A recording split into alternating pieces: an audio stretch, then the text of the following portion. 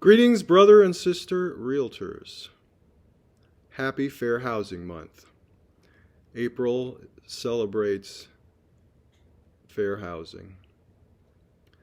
So I'd like to talk with you a little bit about that. Federal fair housing law prohibits discrimination in housing based on race, color, national origin, religion, sex, familial status, and handicap. That's race, color, national origin, religion, sex, familial status, and handicap.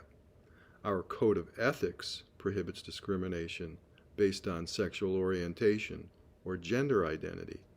Indiana law prohibits discrimination based on ancestry. Ohio law includes ancestry and adds military status. So, how do you keep yourself from running afoul of any of these laws? Standardize your practice and procedures. Treat everybody the same.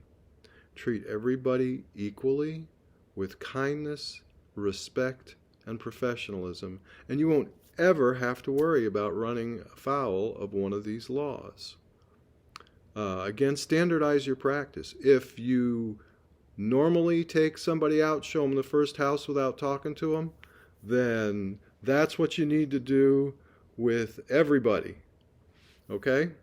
If you normally talk about qualification in terms of mortgage and so forth before you ever meet with them and take them to show them anything, then do that with everybody. If you normally take them out and show them 10 homes first without talking to them, then do that with everybody. Although I might suggest you reconsider that. But the idea is to treat everybody equally. If you have problems with communication, it is not discrimination to decide not to represent someone because there's a language barrier.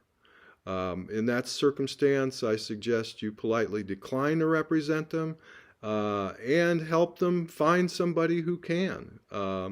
If neither of those sounds palatable, hire an interpreter, somebody you trust, or there are interpreter services available. If a seller starts talking like they don't want to sell to this group or that group, you may not want to take that listing, depending on what that seller's expectations of you in the process is going to be. If buyers ask about the makeup of a neighborhood, that's a question you can't answer. Be careful. Let's talk a little bit about who isn't protected. One of my favorite examples is single-family homeowners or investors.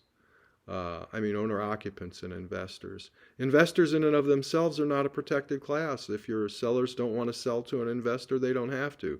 However, if the investor is a member of a protected class, then you have a little different situation. As long as your seller is not selling to them because they're investors, that's okay. It's a fine line.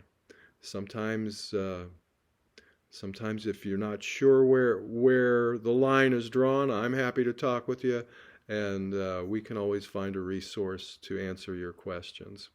But the bottom line is, treat everybody equally in your business, and you'll be okay.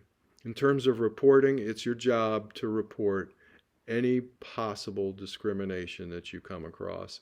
Even if your clients say, oh no, don't worry about it. First of all, they could change their mind later. Then if you haven't reported it, that's on you. Make sure you report potential discrimination.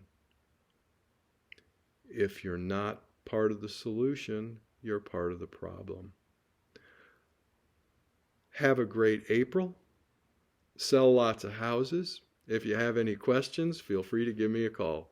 Thanks a bunch.